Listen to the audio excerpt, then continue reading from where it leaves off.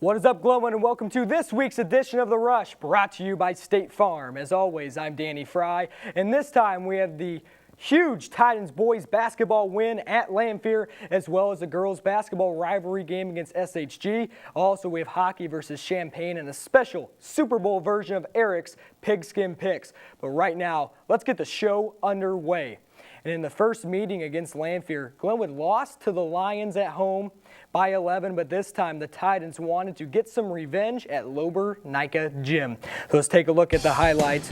The Titans, and this footage courtesy of our friends at channel1450.com. Peyton Allen wishing his teammates good luck, and Larry Austin, the D1 recruit, he provided most of the Lanphier offense. As he drives the basket, gets that floater to fall, and the Lions, they started out hot in this one and got some help from freshman Xavier Bishop, draining a three there from the top of the key. But then the Titans started clicking with the McAdams three ball. He was 4 for 4 from behind the arc in the first half. But again, the freshman for Lanphier, Xavier Bishop, why not a three from the right wing for the Lions? And head coach Blake Turner, he was liking it so far for his Lions. But then Tyler Brown able to find Miles McAdams, drains the tray, and then from the same spot nails another three. That one at the buzzer of the first half. Titans led at the break 23-21. Titan fans really starting to get into it at that point, but Larry Austin muscles in there for the easy two. And here off the fast break, Austin will convert the layup. And again, guess who? Larry Austin finding his way to the basket. But Coach Blakeman, he had faith in his senior leadership, and senior center Craig Fuchs been doing this all year. Turnaround jumper falls from free throw line distance. Hey, Larry Austin, he was still there though for the Lions. And not a great shooter, but he drills this fadeaway jumper. But who's going to answer for the Titans? How about point guard Cole Harper? He finds Daniel Helm with the alley-oop. And the Titans really were ahead most of the second half. That led to a two-handed jam by Craig Fuchs, and that sealed the deal in this one. Too many big plays by Glenwood and Lanphier. Their shooting really hurt them. Titans win 59-54 behind Fuchs' 18 and McAdams' 16, 12 points because of three-pointers. Now, 3 weeks ago, the Titans were without star Division I caliber shooting guard Peyton Allen. He had an ankle injury, then he got the flu, and that flu turned into a rare form of mono. In his absence, certain role players have had to step up and show leadership for the Titans. Even pulling him out of the lineup is going to change some things. But everybody, when you talk about everybody has to step up and change some roles. But, you know, just having Ethan Hunt come in as a freshman and do some things. Tyler Brown has stepped out on the perimeter and done a nice job.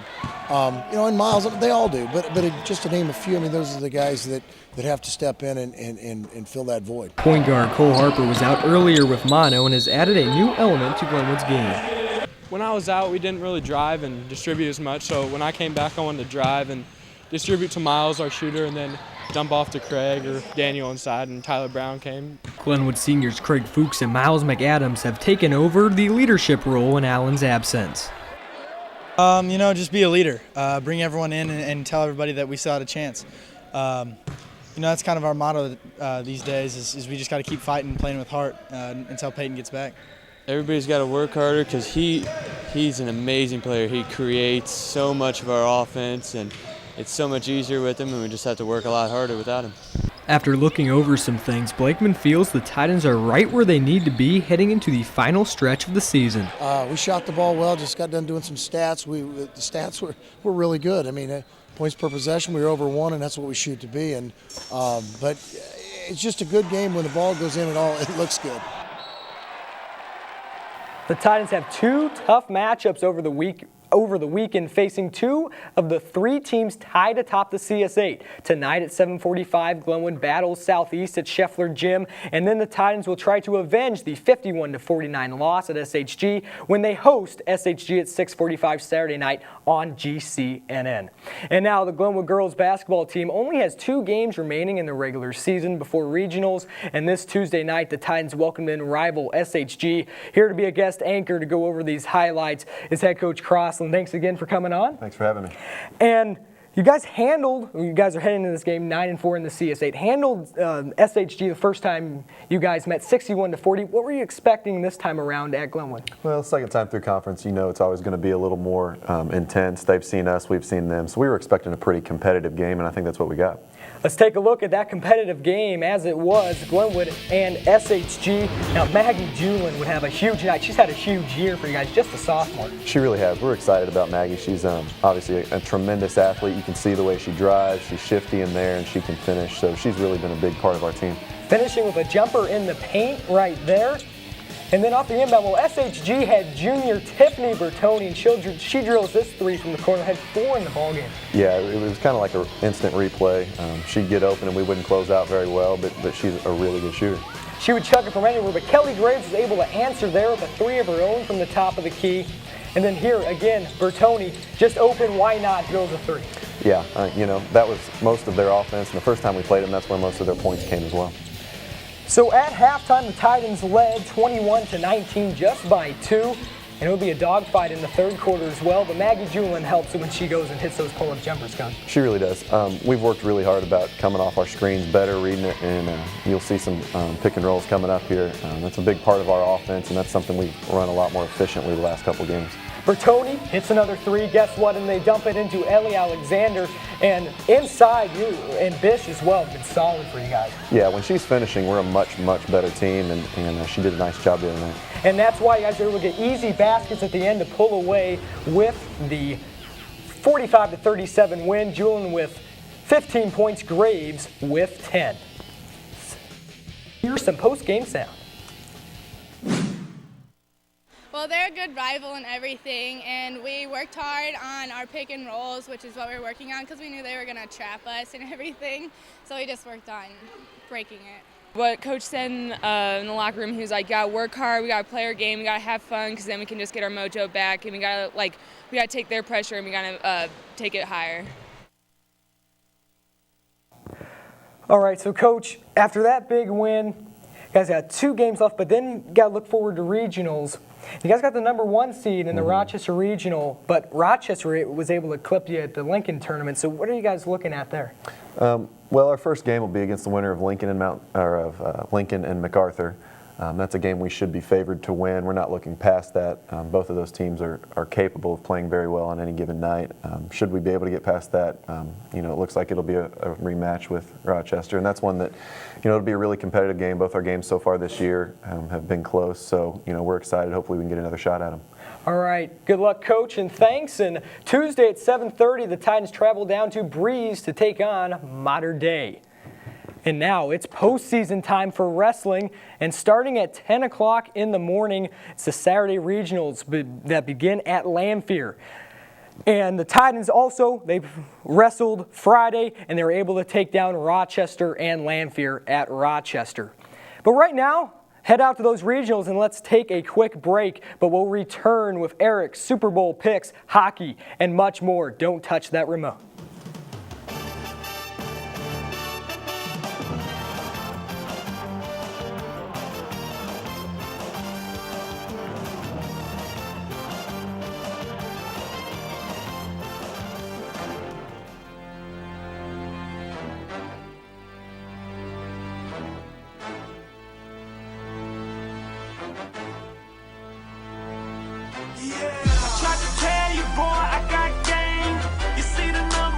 And now a 3 for McAdams. It's good.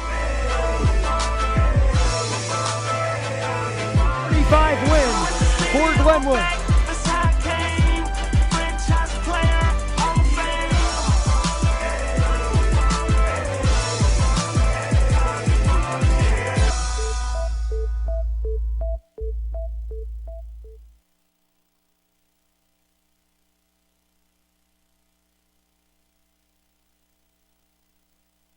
We're in Aaron Rodgers' awesome man cave with Pizza Hut's big dinner box. It's all of our favorites in one epic box. We could do this every week. So we're moving in. No, you're not. But we're still eating pizza. Yes, we are. Yes! Go all in with Pizza Hut's Big Dinner Box and Pepsi. Get 2 pizzas, breadsticks, and your choice of pasta, stuffed pizza rollers, or wings for just $19.99. Order it online and score a free 2-liter Pepsi. Pizza Hut. Make it great. That Willie's in Chatham is a great family restaurant that supplies a wonderful dining experience. We offer outstanding fried chicken and over-the-top walleye pizza. With quality products at affordable prices, That Willie's is the way to go. Open Monday through Saturday, 12 a.m. to midnight. Call us today at 217-483-6969. Kids, the breakfast is ready.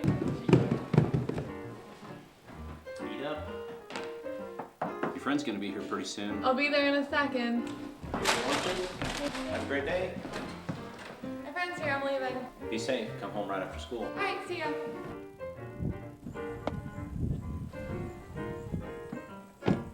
Wow, your dads are really looking out for you. That's not my dad. That's my family's financial advisor, Mr. Sullivan. Sullivan Financial, looking out for your investments and your family. In the quest for the cup, the Titan Hockey Club had to face a brutally tough Champaign squad Monday night at the Nelson Center. Here to help break down the highlights is senior Kwamir McNairn. Thanks for coming on. Thank you for having me. And also, how do you think the season's going so far? I had a couple rough games, but a couple really nice games as well. Yeah, we've had a couple rough games, but we're actually doing pretty well. We're 7-3. We're in actually first place in the standings right now from last night. Or from the other night, actually. Monday, yeah. Yeah, Monday night. It was a rough game Monday night. A lot of penalties, a lot of kids getting kicked out the game, lots of fights, but we ended up pulling it through for 7-3. So let's go take a look at how you guys won 7-3. Pat Frey was a good reason for that. Getting you guys fired up, but here again, Frey, whoa, easy goal there. Yeah, first goal, that was a fast goal. And Champaign, though, they would make it interesting, the Champaign Chiefs. Jake Brandon, nice save there, though. How has he done all season? He's been phenomenal this year. He's really been helping us out. The reason we've been winning is because of him. And here, guys, they're going to get one past Jake here, though, was a little out of position there. Yeah. And then again, one sneaks by him, and here's a little retaliation from Jake there. Yeah, I'm pretty sure that player got a goalie interference call, 2 minutes for that. So a lot of question marks there, and again, punching it in for the Titans is Frey. He ended up with 6. But Brandon was on the ball all night, and here, off a steal, Jake Vance. Nice move, and he's able to score. He's just a freshman. He was really tough in this game. Freshman defender, yes sir. He's a good asset for our defense. We really need him. And here, once again, Vance moving around. And you guys just look like you have nice teamwork. Yeah. This one will eventually roll around, and you guys are going to have to talk about these plays here when you guys try and find people. All right, so what we have to do here is we just have just a simple, almost like how they do in basketball. We just pass up to the point, and then we usually have our defenders take a shot, and then we'll have a right wing or left wing fight for positioning in front of the net, and hopefully we get what we call a garbage goal or a tip in, and that's where most of our goals usually come from throughout the season. But this game, Pat just kind of stepped up and was like, I'm going to score all the goals. Scored most of them. So Pat has a lot of experience, though, too, as well. But nice to see the freshman Jake Vance stepping up as well. Well, thanks for coming on, Kramer, going over these highlights. And now, Monday night at 7, next Monday, the hockey guys will head back to the Nelson Center to face the Decatur JV Flames. This Tuesday, the boys' swimming team dove into Eisenhower Pool at a meet hosted by conference-leading Springfield High. Let's take a look at the results. Springfield wins, and Glenwood able to finish second. But the Titans came in, and they were sick, but they were still able to come up with the second-place spot, Southeast getting third. Now at 9 in the morning Saturday at Eisenhower Pool, it is the CS8 meet for swimming. Good luck, guys. Now this past Sunday during the GBA games, front runner Team Weir was put on upset alert. Let's look at the final. Morgan with the upset, 40-36. Nick Rouse led Morgan with 40 points. Hammonds tried to carry Weir on his back with 21. 6 more GBA games tip off Sunday starting at 1 o'clock. Now it's time for a special Super Bowl edition of Eric's Pigskin Picks. All of his bold picks have led up to this big game between the Ravens and 49ers.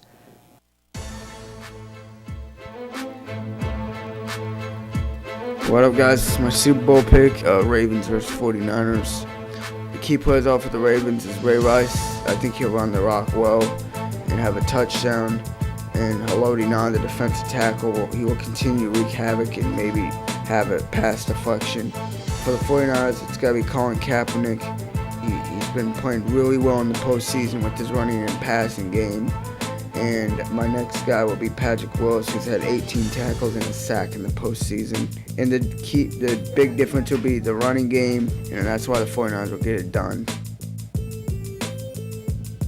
Make sure to keep Eric's pick in mind when you're watching the Super Bowl, because this season he has picked 60% of his games correctly. Now let's take the last commercial break of the day and be right back with the top 3 and weekly debate with 970 WMAY's Mike Wenmacher and Matt Modershaw. Stay tuned.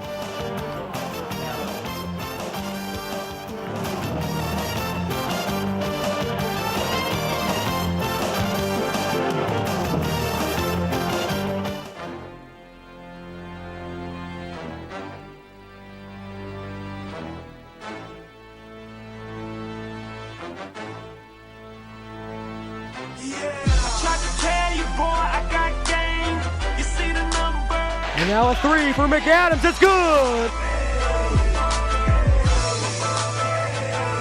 35 wins for Glenwood.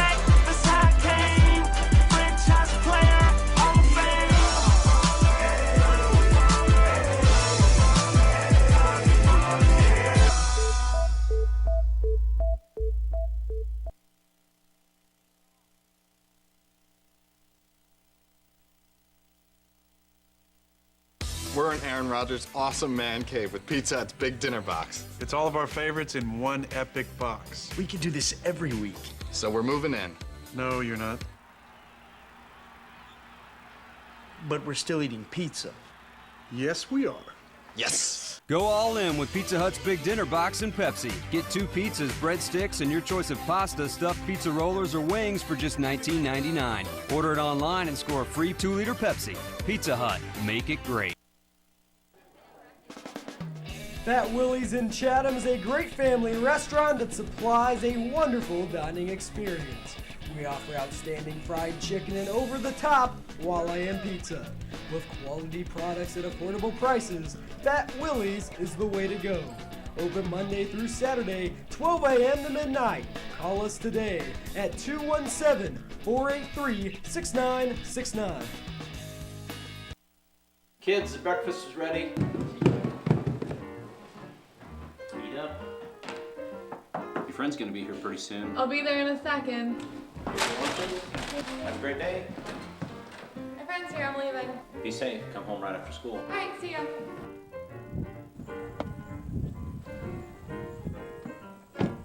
Wow, your dads are really looking out for you.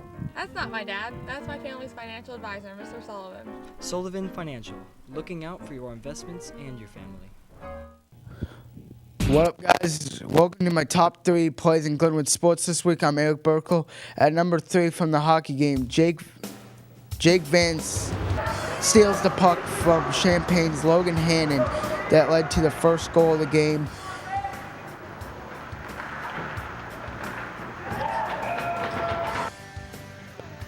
Play number 2 is for the girls' b-ball game against SHG. Maggie Julian saves the ball to Nikki Hogan, who tapped it back to Julian, who makes the jumper. And number 1 play of Glenwood sports this week is a 2-handed dunk by Fuchs against Landfield that sealed the game. Now let's send it back to Danny for the weekly debate. Very good job to Eric Burklow there for the top 3. And now, back on the set here, I have with me from 970 WMAY, they call the football and basketball games for the Titans, Mike Wenmacher, the play-by-play guy, and Matt Modershaw, the color commentator. So, guys, thanks for coming on. Hey, no problem. Thanks for inviting us, Danny. Appreciate it. Good to be here. Before the big games, and we'll start out with what pretty much everyone's talking about right now is the Super Bowl, Super Bowl 47. It's the Har Bowl is how I like to call it. We'll start with you, Mike, then go down to Matt.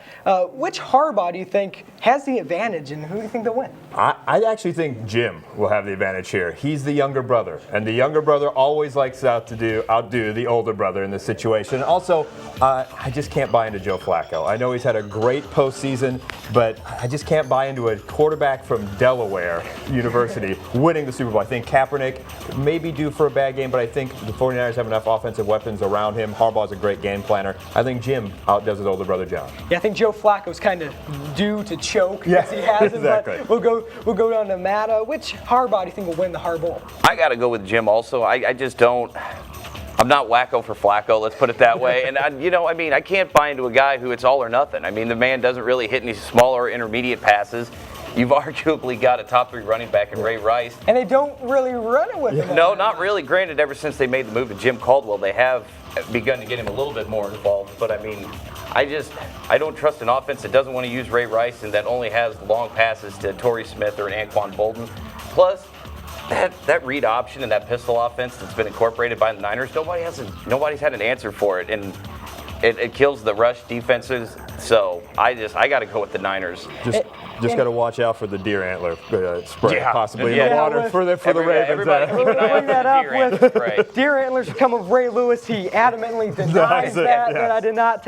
But usually Sports Illustrated is pretty credible. Source, and Vijay Singh, golfer, said that he did take that. So, but when it comes to the Super Guy watch, everyone's talking about Colin Kaepernick and the read option, but I say watch out for Frank Gore. He's been really under the radar running back for the Niners. And let's not forget about LaMichael James. I mean, the speed he has to the outside. I mean, he finds a crease, he can go out of that Oregon fast-paced offense that Chip Kelly used to run. So he's used to run that zone read, and he knows how to pick out the holes in that offensive line the 49ers have is excellent. And if you saw, if anybody bringing him up, if you saw the run for the touchdown that he made against the Falcons, Mike is correct. I mean, he saw the hole, and it was just like he hit the turbo button. It might as well have been like playing on Xbox or something. Okay, so now we'll go to a little more serious note. But first of all, I want to start out. ESPN's been covering the X Games. Have you guys been watching those? I watched a little bit. I'm a big fan of Shaun White's, the Flying Tomato, so I watched a little bit of him. But they've gotten some publicity they probably didn't expect in the Winter X Let's Games. go right into that with the snowmobiles and jumping. It's cool when they are able to work it out. But Caleb Moore actually just passed away from injuries that he suffered from a snowmobile crash. And there was one where the guy fell off. He was safe, but then it started up and went into the crowd. So, Mike, we'll start with you. Should snowmobile jumping probably come to an end in the X Games? Well, I mean, the thing is, the X Games, the X, they always say stands for extreme. So guys are always trying to go bigger, faster. And these are guys, they know the inherent danger involved in what they're doing. And they're always trying to outdo each other. Just in 2007, you saw Jake Brown took a big spill in the big air competition for the skateboarding. That's still around, though. So I think the sport will still be there. They know the inherent risks. They know what they're trying to do. I mean, these guys are professionals. Unfortunately, sometimes it doesn't work out the way you had planned. Injuries do happen, and unfortunately for Caleb Moore, he passes away. But they may scale back the power in some of those machines. Go down to you, Matt. I mean, there's just nothing you can really, you can't predict that when he lands that jump, even though, thank God he was safe, but I mean, there's just nothing that you can predict that throttle's going to stick and go to the crowd. I mean, if anything, maybe find a way to push the crowd back, or maybe get them elevated off of the ground any way that they're not in any inherent danger from these snowmobiles. And I'm sure they're working on that. Well, now we'll go. Sure, you guys are big college basketball fans. Huge basketball fans. It's been sad lately, but yes. Not quite. Who do you like? I'm an Illinois guy, so things have kind of went to the tank here. They the last started couple out way up, and they've kind of plummeted just a little bit. But who do you think number one? We've had about 3 or 4 in the past 3 or 4 weeks. Which team do you really think deserves to be number one? I'll let you go first, Matt. I'll let you handle this. The bragging right. At least I can keep the bragging rights of Illinois Gonzaga from earlier this season. But it's such a toss-up right now. I've got to agree that there are no really great teams. There's just a bunch of really good teams right now. I mean, and as you said, there's been numerous number ones. And when you get Duke to number one, then they just get throttled by 20 against Miami. I mean, it's kind of like nobody really wants to be number one right now. I think March Madness will be exactly that, madness. I agree with Matt. I mean, that's why you've seen number one change around so much. I mean, obviously Michigan's got Trey Burke, and Indiana's got some depth with Zeller, and those guys. Florida is a team not a lot of people are talking about. I'm a little biased, though. He mentioned I'm a big Gonzaga fan. They have depth up front. Guard play is going to be the question for them. They've always been really strong. Yeah, their guards are a little bit on the smaller side, but they got Kelly Olynyk and Elias Harris. Kelly Olynyk, he may look like a guy you want to stay away from at Burning Man, but the guy can hoop. So you have a chance to watch them, please do. They're a very excellent team, and I think they have a good chance in March. And you had Duke when they were #1 did for all, but also Louisville went on a quick 2-game slide they when lost they were 3 in a #1. row, So you don't, like you said, don't want to be #1. And kind of a sleeper pick when we get to March Madness. Watch out for that Miami team, the Throttle Duke. That's a Remember who's their coach, Jim Larrañaga, and he was the head coach of George Mason when they made their run. And you know, there's not a lot of dominant freshmen this year that we've seen one and gone guys. This Miami team is a bunch of 4- and 5-year players, so watch them in the tournament. They got some experience. Ooh, down to the final question. We'll turn it back to Glenwood sports, and they got tough. They start out Southeast tonight against Scheffler at Scheffler Gym. Always a cool play, but a tough place to play in. And SHG, who they barely lost to up there over at West Campus. What do you think the keys this week? And we'll start with you, Mike. For the Southeast game, I mean, you look at Southeast lineup. Besides Jalen Henry, who's 6'8", then they go 5'11", 5'11", 5'8", 5'10". So obviously the Titans are going to have a height advantage. So if the Titans have the ability to get the ball down to the post, the biggest thing is, will the guards for the Titans be able to create passing areas to get the ball to scoring position for the big men? Because we all know how much Southeast will D up. So if they can get the ball down low, take advantage of the height advantage they'll have, that'll help them out on the offensive end. Defensively, you always got to, I know you're going to say this too, recognize where Herman Senor is. I mean, he's a guy that when Southeast needs a big shot, he's their go-to guy. Southeast is a team that if you foul out, when Senor gets in foul trouble, when Henry gets in foul trouble, they're really limited. That's why they lost to Quincy down in Collins. That's how they've got an upset. We'll go down to Matt. Well, and something else we talked about off air was we were saying that you've got to control the tempo and you've got to control. I mean, you never want any turnovers, but if there are going to be turnovers, you want them to be of the dead ball variety because you want to be able to set your defense up because you know Southeast is going to want to run and they're going to want to set the tempo. So if you're Glenwood, the most important thing is force them to play at your speed, force them to play your game. And then SHG, I think a big is SHG got a lot of second chance points in that first game, especially with Gabe Green and David Jacob. So what do you think is another key as we welcome them? Well, the big thing too, you go back to the height advantage that the Titans have. Cole Harper and Dan Helm don't play in that game against SHG. And we all know what Dan Helm can do in the middle of that lane. He's going to add some toughness down low. I think a big thing, once again, is controlling tempo. I think the Titans may have to run opportunistically because we all know how SHG is going to try to just grind this thing out, play it at a snail's pace. They're going to run a little bit every once in a while too with Malik Turner. But for the Glenwood Titans, it's just like you said, shore up that interior rebounding, hold it to one and done, and just run your offense on the other side and try to put up as much points as possible. We'll go down to the color guy for the last point here. No, he basically said it right. I mean, you're just going to have to make sure that you can that they are going to want to run opportunistically. So when they do, maybe you need to try to get in there or even get that run killer because that's usually when they like to try to run is when they get themselves up on a run. You saw that in the first game. Titans are up 10 with 4 to go. They get on that little bit of a run. And unfortunately, it goes back to what we talked about. You didn't have a Cole Harper and a Dan Helm in that game. So you didn't really have that run stopper. But now that mash unit is no longer a mash unit. It's a complete unit, especially when you get Peyton back. So I think if you're Glenwood, you got to know that you gave SHG an amazing game with what you had. Now you've got these parts back, so you need to go in with that kind of confidence. By the way, Peyton is cleared to come back, start going back to practice as well. So he'll start making his recovery, and we all know that'll pay dividends when he comes back. All right, guys, thanks for coming on. It's a lot of fun. Make sure to listen to those guys Friday and Saturday night, or you can tune into GCNN for that game as well. But hey, whatever way you want to do it. But thanks guys again for coming on, and that's all the time we have for this edition of The Rush. But tonight, head over to Southeast at 7:45, and tomorrow at 6:45. You can come watch a basketball team play SHG in person, or you can watch the game at home on GCNN. I'll have the call of special guest commentator Dane Blakeman, and wrestling regionals at Lanphier tomorrow at 10 as well. So is CS8 swimming. So from then on out, we gone. Okay.